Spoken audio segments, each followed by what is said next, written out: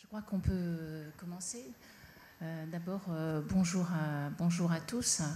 Merci d'être venus cet après-midi à cette assemblée générale. On salue aussi tous ceux qui n'ont pas pu venir. Il y a eu des problèmes de train et malheureusement, certains se sont excusés et n'ont pas pu se regagner Paris pour assister à cette assemblée générale. Puis bonjour à tous les adhérents qui accompagnent notre association. Nous allons commencer par, comme traditionnellement, par un ordre du jour très chargé. On va commencer d'abord par la présentation du rapport moral. Vous présenter les actions que nous avons réalisées. Nous avons été très impliqués cette année dans diverses actions et on va vous présenter notre activité et parler un petit peu du futur en même temps, bien évidemment. Je commencerai par un sujet, un domaine dans lequel nous avons eu un investissement très fort cette année, c'est le domaine de la recherche. Nous avons consacré beaucoup d'énergie sur un projet qui nous tient à cœur, dont vous avez tous entendu parler, qui est le projet Pulse, qui est un projet de recherche d'envergure, puisqu'il consiste à créer des banques de données, des banques d'échantillons d'images et sur les banques sur lesquelles vont être adossés des programmes de recherche.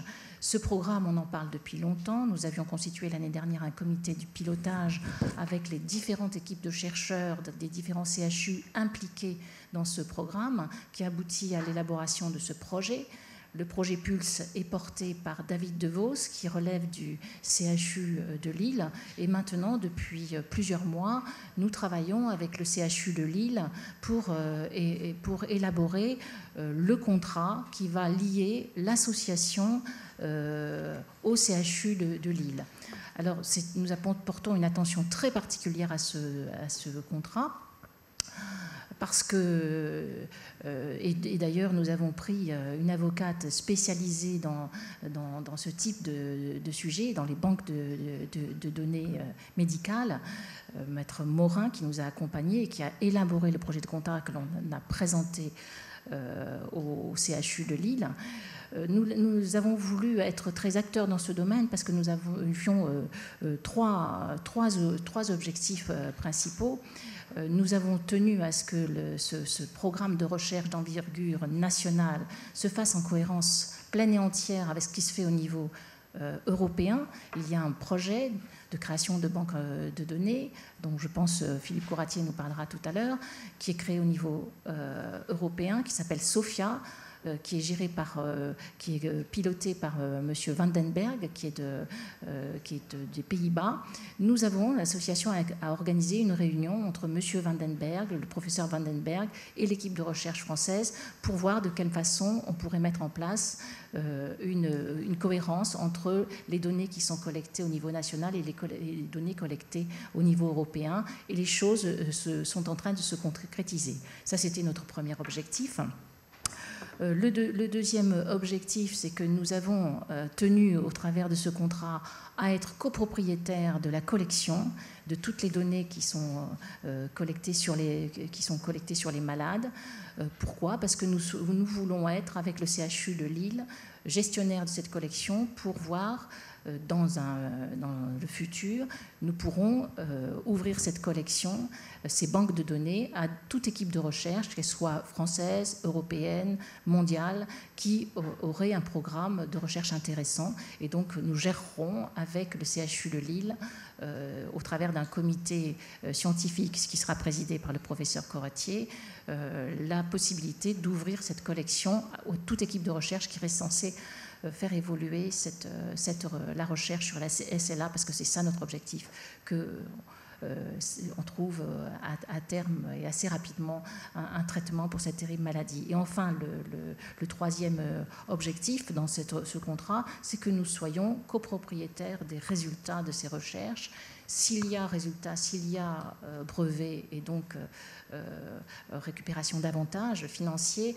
eh bien, nous veillerons avec le CHU de Lille que ces fonds soient réinjectés dans la recherche. Voilà les 3 objectifs. Je m'excuse d'être restée un peu longue sur ce dossier, mais c'est un projet de recherche qui va nous coûter 1,5 million. Cette année, nous allons investir 375 000 € et nous sommes donc très impliqués et donc nous apportons une attention très très particulière à ce projet. Sur la recherche, nous avons aussi, comme traditionnellement, ouvert un appel d'offres pour financer des projets de recherche. Cette année, nous avons financé 9 projets de recherche pour un montant de 400 000 €, qui a été donc sur proposition du comité scientifique qui est présidé par le professeur Couratier. Donc ça a été une action 2013-2014. Autre action de notre association dont je voudrais parler, c'est celle qui concerne les centres SLA. Vous savez que nous avons des centres spécifiques depuis 25 ans qui ont été créés en partie parce que l'association s'était très impliquée et Yves Tronchon, qui est là, connaît bien le début de ce dossier. Nous veillons avec beaucoup d'attention à ce que ces centres SLA soient maintenus. Il y a cette spécificité qui est la nôtre de pouvoir disposer pour les malades de consultations multidisciplinaires. Il faut que cette spécificité demeure et donc nous avons organisé cette année avec Marie-Léon, notre trésorière, et le professeur Denuel, qui est le coordonnateur des centres, qui est responsable de la coordination des centres. Nous avons eu plusieurs réunions au ministère de la Santé, que ce soit à la Direction générale de l'offre de soins ou la Direction générale de la Santé. Nous avons eu beaucoup de contacts cette année pour être sûr que le financement sur ces centres serait maintenu. Nous sommes en période de difficulté budgétaire, il sera maintenu et nous sommes en train de discuter pour l'ouverture d'un centre sur la Bretagne et nous espérons à terme obtenir un 18e centre puisqu'aujourd'hui nous avons 17 centres. Donc ces sujets-là, nous les avons suivis tout au long de l'année, mais en particulier, nous les avons évoqués lors d'un colloque qui s'est tenu juste après notre Assemblée générale de l'année dernière, qui s'est tenu le 13 juin au ministère de la Santé. Et lors de ce colloque, au cours duquel nous avons parlé recherche, nous avons bien sûr interpellé le ministère de la Santé qui était présent à ce colloque sur l'intérêt de ces centres et nous avons eu des assurances de la part du représentant du ministère de la Santé de pouvoir conserver cette spécificité qui est très importante pour les malades mais aussi les familles des malades. Autre action dont je voudrais parler, c'est l'aide aux malades. Pour vous dire que l'association s'est impliquée et continue de s'impliquer auprès des malades, non seulement par l'organisation de rencontres de malades, mais aussi par un développement d'un réseau amical, de réseau d'entraide. Nous pouvons rendre visite à des malades avec des bénévoles et je crois que cette action qui existe depuis plusieurs années a bien continué cette année grâce à un travail très important de bénévoles. Je crois que nous avons chiffré depuis 2 ans l'intervention de nos bénévoles. Je crois que c'est de mémoire, c'est 1200 heures, 12 000 heures de bénévoles, 12 000 heures de bénévoles, ce qui est quand même très important, qui mesure un peu l'implication de nos bénévoles d'ailleurs, sur lequel que nous remercions à cette occasion-là. Et je voudrais signaler que nous avons toujours besoin de bénévoles, nous avons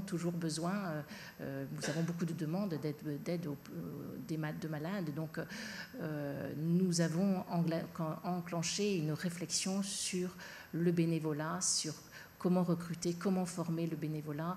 Là, nous avons Florence Gaëti-Volgaviel et Hélène Danowski qui sont impliquées sur ce sujet. Et je crois qu'il faut que l'on avance parce que nous avons beaucoup de demandes dans ce domaine. Le prêt de matériel, bien sûr, est aussi une action importante, avec une bonne équipe que nous avons avec Marine Kenny. Nous avons je crois, une action très utile auprès des malades. Près de matériel, c'est 800 malades qui en bénéficient, 1500 matériels aujourd'hui. Je crois qu'il faut chiffrer un peu pour que vous mesuriez un peu notre intervention dans ce domaine. Et je crois que l'on peut remercier cette équipe qui est très efficace auprès des malades. Voilà pour ce qui est de l'aide aux malades. On va vous parler aussi un petit peu de communication, parce qu'il est très important de communiquer sur cette maladie, sur notre association. Et pour ce faire, je vais donner la parole à Jean Dartigues, qui est notre vice-président et qui est au sein de notre conseil d'administration et plus spécifiquement chargé de communication.